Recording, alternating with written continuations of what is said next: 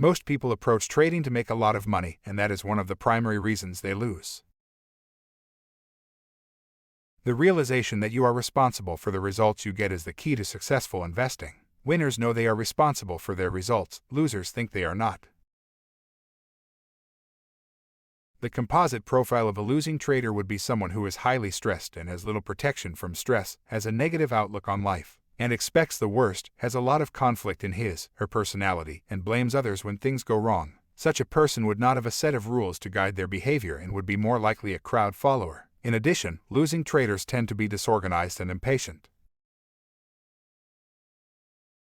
The psychological factor for investing has 5 areas. These include a well-rounded personal life, a positive attitude, the motivation to make money, lack of conflict, and responsibility for results. The top traders that I've worked with began their careers with an extensive study of the markets. They developed and refined models of how to trade. They mentally rehearsed what they wanted to do extensively until they had the belief that they would win. At this point, they had both the confidence and the commitment necessary to produce success. A peak performance trader is totally committed to being the best and doing whatever it takes to be the best. He feels totally responsible for whatever happens and thus can learn from his mistakes. These people typically have a working business plan for trading because they treat trading as a business. You do not trade the markets. You can only trade your beliefs about the markets. Most people approach trading to make a lot of money, and that is one of the primary reasons they lose. When you understand what's involved in winning, as do professional gamblers, you'll tend to bet more during a winning streak and less during a losing streak. However, the average person does exactly the opposite. He or she bets more after a series of losses and less after a series of wins. Many people actually want to lose on a subconscious level. A mistake is when you don't follow your rules. If you don't have rules in trading, everything you do is a mistake. The best traders are always those who practice simplicity. A good trader does not let his personal psychology enter his trading at all because everything they do is automated. Take every signal. Almost every successful investor that I have encountered has realized that success in the markets comes from internal control. Internal control is not that difficult to achieve, but it is difficult for most people to realize how important it is. An increasing number of investors are entering the high-risk world of electronic day trading, often before they've learned the basic principles and safeguards. I've argued for a long time that trading is 100% psychology and that psychology includes position sizing and system development. The reason is simple: we are human beings, not robots. To perform any behavior, we must process information through the brain. Behavior is required to both design and to execute a trading system. And to duplicate any behavior, one must learn the ingredients of that behavior. If you are really committed, then not only are you certain that you are doing the right thing, but somehow events just seem to occur to help you. If you cannot accept the negative consequences, you'll never succeed as a trader. Good traders usually make money on less than half their trades. If you can't accept losses, then you are not likely to want to get out of a position when you know you are wrong. Small losses are more likely to turn into giant ones. If you cannot accept that losses will occur, then you cannot accept a good trading system that will make a lot of money in the long run but might lose money 60% of the time.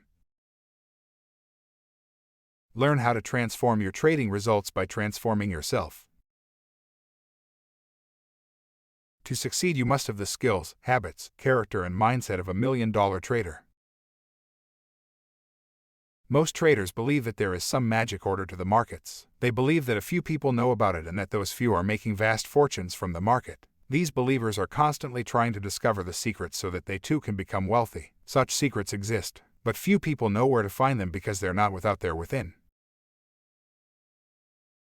Most people lose the money game because they follow someone else's rules for how to win the game. They believe that the person with the most money or the most toys wins the game.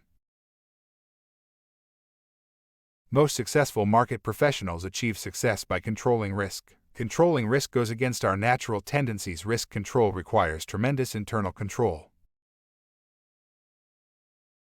Most successful speculators have success rates of 35 to 50%. They are not successful because they predict prices well. They are successful because the size of their profitable trades far exceeds the size of their losses. My belief is that the largest profit percentages are made by active short-term traders who really have their psychology together. I've seen short-term traders who could make as much as 50% or more per month when they were very in tune with the market and themselves. The Holy Grail system is an internal search. You don't need the master plan, you need to master the plan. The simple truth is that most people are risk-aversive in the realm of profits. They prefer a sure, smaller gain to a wise gamble for a larger gain, and risk-seeking in the realm of losses. They prefer an unwise gamble to a sure loss. As a result, most people tend to do the opposite of what is required for success. They cut their profits shots and let their losses run. There are probably hundreds of thousands of trading systems that work. But most people, when given such a system, will not follow it. Why not? Because the system doesn't fit them. One of the secrets of successful trading is finding a trading system that fits you.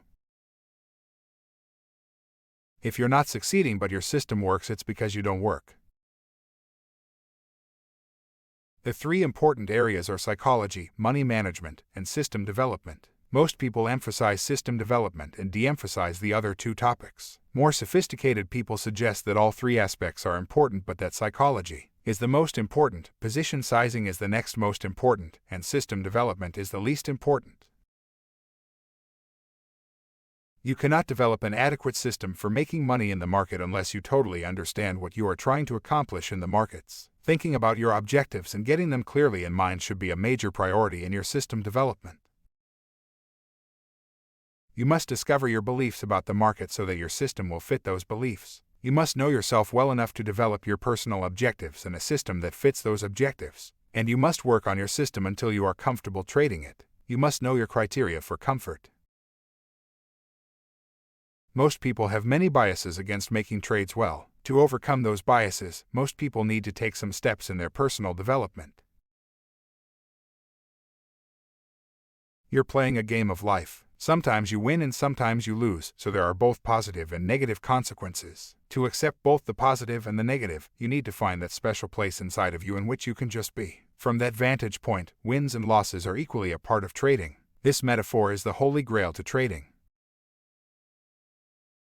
Lottery bias is when people want to control the market, and so they tend to focus on entry, where they can force the market to do a lot of things before they enter. Unfortunately, once they enter, the market is going to do what the market is going to do. You need to assume that errors can and do exist. You will make lots of mistakes in your trading and investing decisions, therefore you need to take that into account through small risk.